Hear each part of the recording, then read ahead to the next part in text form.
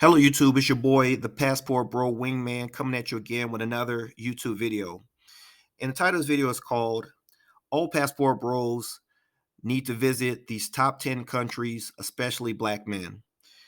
Now, the way this video came about was there was a Passport Bro in the one of my comment section that had asked and requested that I do a video on the top 10 countries for Passport Bros to visit.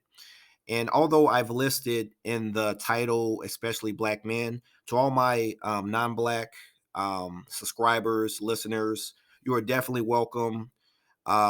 We include you in the Passport Bros as well. Only reason I specifically said black men because he kind of requested, that topic. But these top 10 countries would apply to all men of all colors. My Hispanic brothers, my white brothers, everyone. I think all of you should definitely visit these countries, as I think it'll be very. I think you have a great time in these countries, and these countries are very good for single men.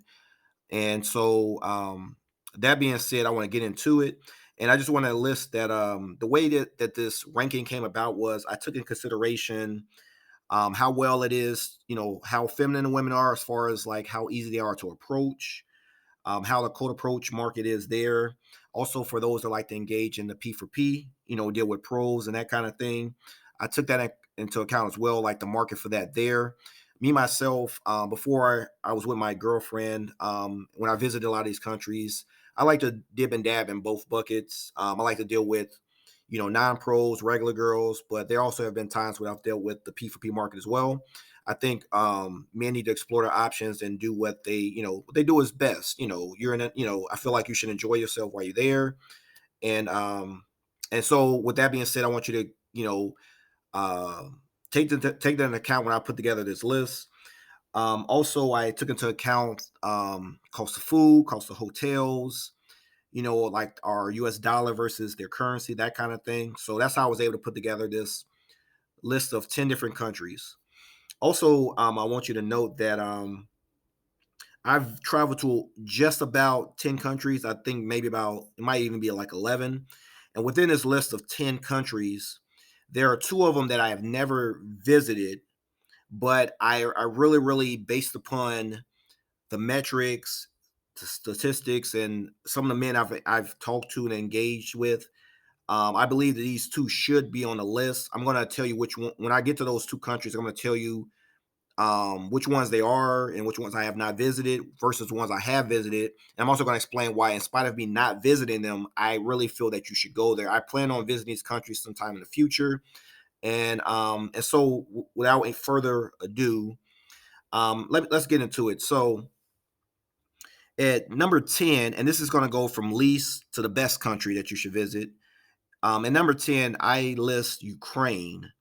Now, obviously, because of the war, of course, no one's going to be, for the most part, is going to be going there. I did see some Passport Bros in general that still are filming in Ukraine in spite of the war going on. I don't think that's the best idea.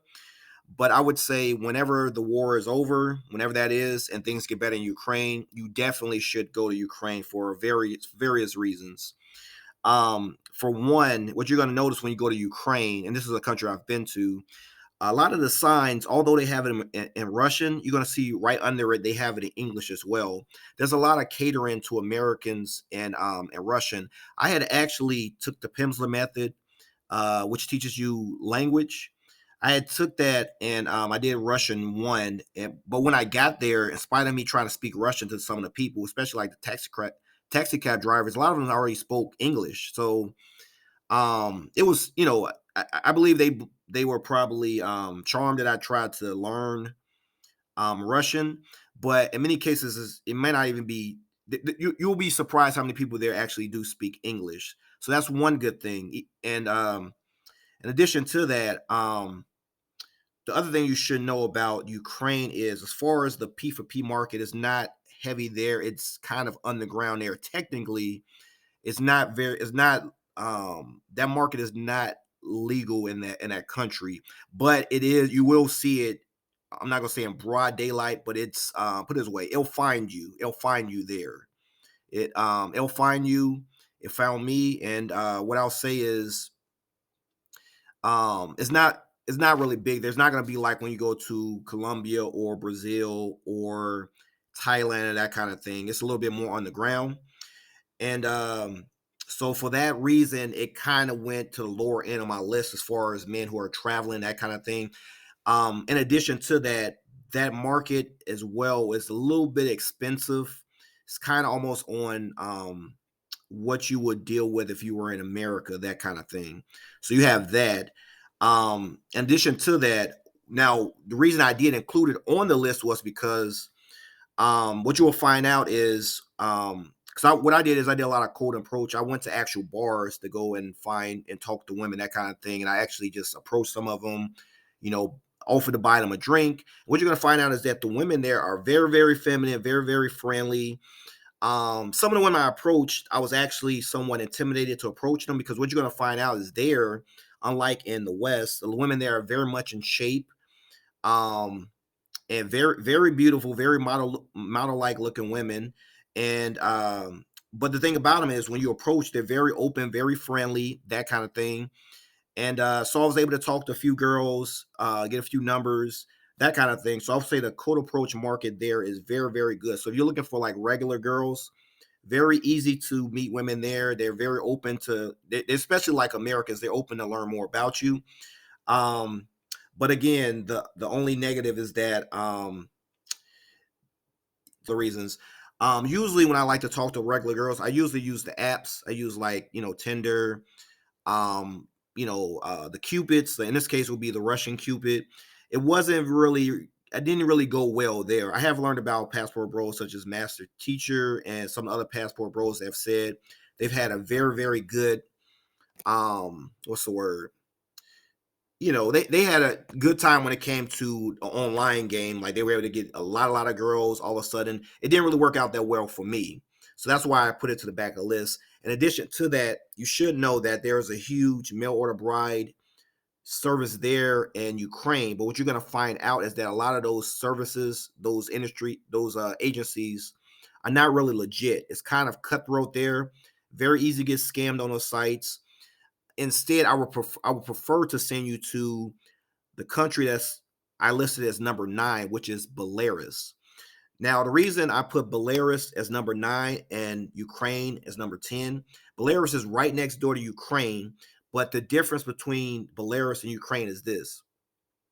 There was a survey done in which the people were asked, what type of person would you least like to live next door to you? And one of the things that was listed was and they did it by race. Pretty much they were asking, would you like a person of another race being listed next to you? And they did sort of like a percentage to see how many people did not want somebody of a different race living next to them. And I'm going to actually list this survey in the description. So basically what I'm trying to say is that more people in Belarus are more open to dealing with foreigners, especially men of different races. So that being said, the women there in Belarus are more open to dating interracially and dating foreigners and that kind of thing versus in Ukraine. Although myself being a black man, I was in Ukraine, I didn't have any issues. But based upon a survey, they're listening and saying that Belarus is a little bit more open than that. So you may have even more success doing that. In addition to that, would also tell a lot of my shy passport bros who are not really heavy on cold approach and don't necessarily want to deal with P for P. They just want to find a nice girl there and they want someone to kind of help um, bridge the gap between them and meeting some of the girls. So what I actually encourage some guys to do is to deal with the matchmaker agencies. I would stay away from the ones in Ukraine, and instead I would focus on the ones in Belarus. If you were more of a vanilla guy, you like white women, that kind of thing. And the reason for that is in Belarus you have to actually have a license to have a matchmaker agency. In Ukraine, you don't need a license, which means anybody, me, you, we can actually be in the United States and we can say we can actually post up fake pictures of girls in Ukraine and we can say, oh, come out to my agency, send me $500. I'll set you up some dates. You send the money. Never hear from me or whoever else is doing the scam ever again. It's very easy to get scammed by the agencies in Ukraine. But however, in Belarus, you actually need a license. You actually need a license to be listed as an agency. So it's very, very safe if you're going to go through an agency or matchmaking service in Belarus. So, and Belarus is very similar to Ukraine as far as the culture, as far as them catering to Americans. That kind, as far as even like the P4P market I talk about, it's also underground there as well, not very legal, that kind of thing. Prices are kind of high from what I've heard. This is one of the countries I had talked about that I have never visited, but I actually recommended it because from what my research is saying, it's very close to the same culture in Ukraine. It's actually next door. So I just use my experience of me being Ukraine, and I've taken that, and based upon my research, it tends to be a similar culture. So I recommend it because it's safer than Ukraine. The matchmaker services are more legit. They're safer to use. You're less likely to get scammed. They're going to look out for you. And again, those agencies are licensed. And that's why I recommended Belarus over Ukraine. I myself have not been to Belarus. I plan to visit in the future, but I definitely recommend you to go there. As I said before, very friendly, feminine women, very similar to Ukrainian women, speak Russian, and the women there are very easy to cold approach. And as I told you, based upon the survey, they're actually even easier to approach. They're actually even more open to dealing with foreigners and dating interracially than their Ukrainian women, of which I found out later that Ukraine actually has a small subsection, which is of the Nazi party. So you got to be a little careful. I didn't run into any troubles with racism, that kind of thing. But as I said before, you gotta be careful. So that's number 10 is Ukraine. Number 9 is Belarus. Number 8, I listed Germany. Now, reason I listed for Germany is for several reasons. One, code approach is very, very easy there. I've seen several passport bros approach many women in Germany, no issues there. I've dealt with a few women there, and mostly I was only in Germany for about maybe like a week or so. I didn't have a whole lot of I didn't get to talk to a whole lot of women there, just a few here and there. Women there are very easy to approach, very easy to go on dates on. I didn't have lots of success with the apps as I said before, um, using Tinder, that kind of thing. Some passport bros have had a different experience. P4P market is extremely good there. It's legal there. You won't have any issues. Women are very friendly, open. And what you'll find out that a lot of women from Germany actually do like a lot of they like black men. They're very open to dating interracially. You even see that a lot of the women who actually go down to like the African countries and try to date some of the younger black men, a lot of those women come from like Germany and western parts of Europe, that kind of thing. So when I was there, I actually didn't have any issues as far as racism, as far as like approaching women, dealing with some of the girls as far as like P4P, that kind of thing. But I have been hearing reports lately about, like the right wing getting a little strong there, and it's like a little bit more of racism and xenophobia and that kind of thing. So I'm not saying that Germany is completely safe. I particularly went to Berlin. I didn't have any issues in Berlin. Now I don't know about the other sections of Germany, but I know there's a lot. There's like for example, I believe MOT, who's a YouTuber, he has spent some time. I believe he was in the army. He has spent some time in Germany, and he talks a lot about some of the German women there. You'll hear about a lot of black dudes going to Germany because it's very easy to approach women there. They're very friendly. And even though it's a Western country, I would say out of Europe, in my personal opinion, especially for black men, it's one of the better ones to go to. Um, People will talk about some form of feminism there, but I would say it's nowhere on the extreme as it is in the States or in the UK. I definitely would recommend you go there, but because there is some form of feminism there, that is why I did not rank it very high on this list. But I definitely encourage you to go there. The only other negative about it as well is um you're dealing with in this case, like the euro. So the euro is very strong against the dollar. Well, not necessarily now. It's almost, I believe the dollar and the euro is about even. But that is one of the negatives I would say, is that's a little bit more expensive than some of these other countries I'm going to list. So I would say definitely, if I would definitely put it on your bucket list at number 8. And that's what I'm gonna say about Germany. Now we're gonna get into some even better countries that are even more pleasing to men. So for example, number 7, I listed Costa Rica. Costa Rica should be on your list if you're into traveling, you want to meet some beautiful women. Now, the Costa Rican women here, they tend to be more on the vanilla side as far as the way the Latin women look. Same, they're very very friendly, very approachable. Um, so I would say cold approach works very well there. Also, P4P market, if that's your thing, it's obviously I said before, illegal. It's out in the open. Prices are very very good. Also, they have things like they had there was trying to think of the hotel I stayed in. I believe it's called the hotel. I'll get back to you on that. But anyway, there's some hotels there where the girls actually will be there in the actual hotel that you're staying at. You actually go downstairs, they're there. It is a very very good market for men there. I didn't really get a lot of success on Latin American Cupid. As far as trying to find regular girls there, generally I had to approach like some of the women at like the restaurants, the malls, that kind of thing. I didn't have a whole lot of success as far as using the apps, so for that reason I kind of put it further back on the list.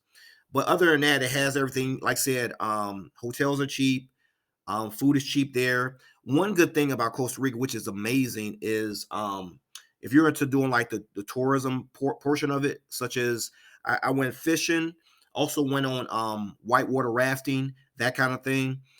It was amazing and it was very very cheap. Um,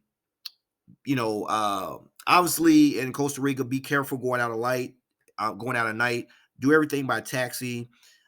Stay safe. But the other reason I put it on the back of the list is I would say in this country, out of Latin America, these women tend to be a little bit more, what's the word? Put this way, as far as like the turn down rate, as far as like, depending on how many women you approach, I would say I had a little less success here. And also, even dealing in the P4P market, the women tend to be a little bit more colder and more, I'm not going to say robotic, but in my opinion, sort of. A little bit more, it tends to be a little bit more robotic, and the women tend to be a little bit more standoffish versus in Brazil or Colombia or the Philippines or that kind of thing. And the reason for that, in my opinion, is that it's closer to the US.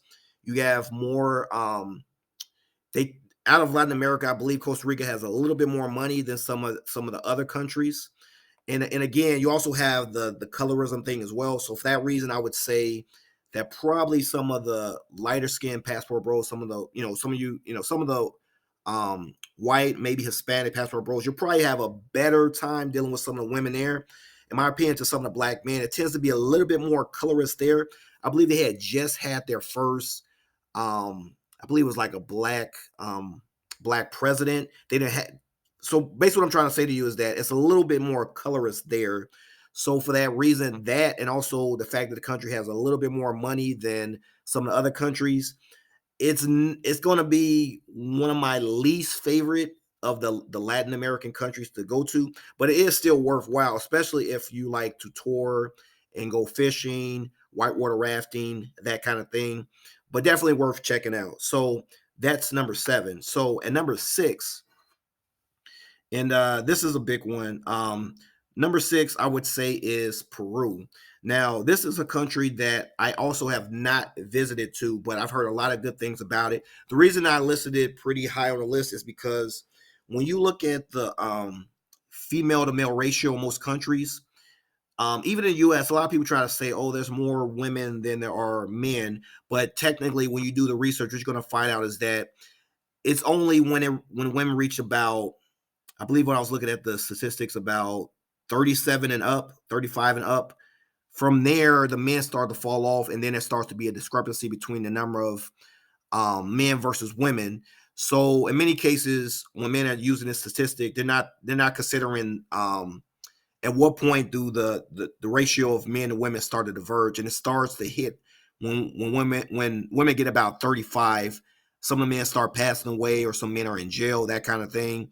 But as far as the ages of 18 to 35, it's about almost equal ratio. So it's not really more women than men. In fact, you might find some cities where there's actually more men than women, which turns into like a sausage fest. But the good thing is, in Peru, when I actually looked at the statistics, you're actually going to find out that there actually are more women than there are men from ages 18 to 35. So that kind of gives men a big edge, and I believe it's going to help you as far as if you're a guy who likes regular girls and likes to do a lot of cold approach. You're going to find out it's very easy there. I also have had some type of success as far as using Latin American Cupid, not as much as I have had in Colombia and even in the DR. But for that reason, that's why I have ranked that a little bit higher than Costa Rica. In addition to that, hotels, food, very, very cheap. Our dollar does very, very well against the Peruvian peso. Um, so I definitely recommend it. Again, I have not visited, but I know Brazil, yes, he had visited at one point, has a video of him, actually a stream when he's there in Peru. Women are very beautiful. From what I heard, um, it's put this way, it's not as colorist as Costa Rica is, but it's not as I would say, what's the word? Put it this way, there's a little slight a bit of colorism there. You will notice it as far as you'll see some of the darker skinned people, they tend to have some of the crappier jobs. Light skinned people, you see they tend to be more like the upscale areas, yeah, that kind of thing. I've seen several people that visited have had no problem, but I also have seen a video of one black passport bro there that has had some issues as far as when he had like taxis, that kind of thing. I do plan to visit Peru in the future. Have not had the time because me myself, I've been stationed more in Colombia. That tends to be my heart. Colombia has been my heart, been one of the countries I visited that country. I'm in double digits now as far as like visiting Colombia. And actually that's where I've met my girlfriend as well. So, but either way, I definitely recommend Peru as number 6. If you have time, definitely should be on your bucket list. Next up is going to be a huge one that you hear lots and lots of men traveling to, and that country is number 5. I put the Dominican Republic. Now, when I visited it, Dominican Republic, I visited Santo Domingo. I did not get a chance to necessarily visit Sosua. And the reason I went to Santo Domingo was because there was a YouTuber that I used to follow who met his girlfriend in the DR, and he recommended that most men go to Santo Domingo because he was saying that Sosua. I guess he was saying the women there, some of them tend to be very sleazy, that kind of thing. He said, things like, and actually, this might not be a bad thing looking back on it, but he said that sometimes he'll walk by a woman will actually walk up, grab his crouch, and basically he gave the vibe that sometimes they could be very, very pushy. That was the only thing. So, me myself having gone to Costa Rica at that time, and also I believe at that point before I went to DR, I had only went to Costa Rica, and at that time, one of the things that I sometimes didn't like was whenever I would enter and this is when I'm dibbing dabbing in P for P. Sometimes when I would walk into a room, girls will automatically start approaching you. They automatically start approaching you, and the thing is that I'm the type of guy when I go into a club or something like that, I actually want to sit in there, have a beer, look around, see what's available, see what's there, see what type of girls are in the club. I don't want to just as soon as I see one beautiful girl, go and approach that girl, deal with her. I kind of want to survey the room. So sometimes it's a little annoying when you have the girls go directly to you and they just directly approach you. Sometimes you got to turn them down, that kind of thing.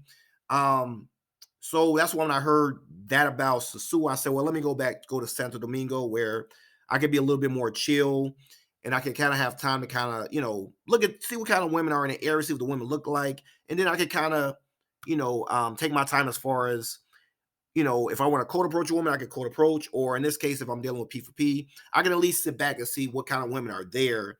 And I can kind of, go talk to that woman and deal with that woman in general. So I went to Santo Domingo.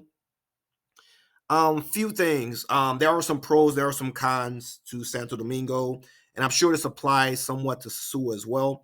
And in my opinion, I would definitely promote Sosua over Santo Domingo, I'm going to tell you why. Okay, so while Santo Domingo is a little bit more chill, um, P4P there in that area is not necessarily the best. You actually do better just I would say Santo Domingo is better for cold approach. If you're looking for a girlfriend, Santo Domingo is definitely better than Sosua. Sosua is more P4P. Santo Domingo is better for actually approaching. You know, you could there's lots of restaurants there where a lot of the girls work, and these are like very pretty women.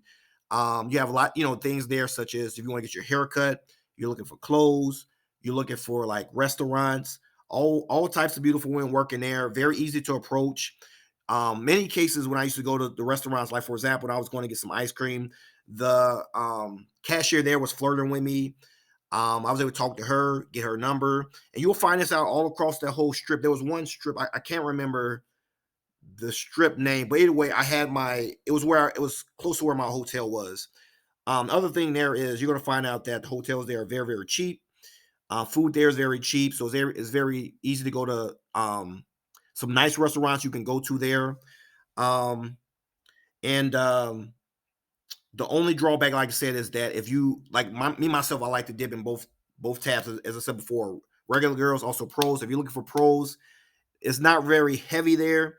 And the only reason I encourage a lot of guys to at least try out Sasua first is just because when you're coming from the Matrix, aka the USA, I feel that a lot of times when you're there, you're kind of so starved of female attention that when you come to a foreign country such as the DR, I want you to have the total experience, and I kind of want to free you from that simp mentality because a lot of times there, women there in the U.S., in my opinion, in the States, they kind of almost weaponize their sexuality against men. You got all types of laws in place. It's to the point where men are even kind of scared to even shake a woman's hand of fear of that, there's going to be a sexual harassment charge. So you barely can even look at a woman. Obviously in the States, women tend to be very, very picky. I would prefer you first to go to Sasua just to kind of free your mind from that and kind of get it out of your, for the most part, I'm put it this way, get it out of your system. I kind of put it away. That's why I prefer you to go there first, just to get a feel of, especially for the passport bros that have never traveled, or the men who are aspiring passport bros that have never traveled. I prefer you to go there first, just to experience, the culture there, and also to have the opportunity to deal with both regular girls as well as pros as well. I kind of think you should have that kind of experience first. Then when you kind of think about, well, I want to find a girlfriend, I want to find something a little bit more serious, I would tell you then to go travel to Santo Domingo.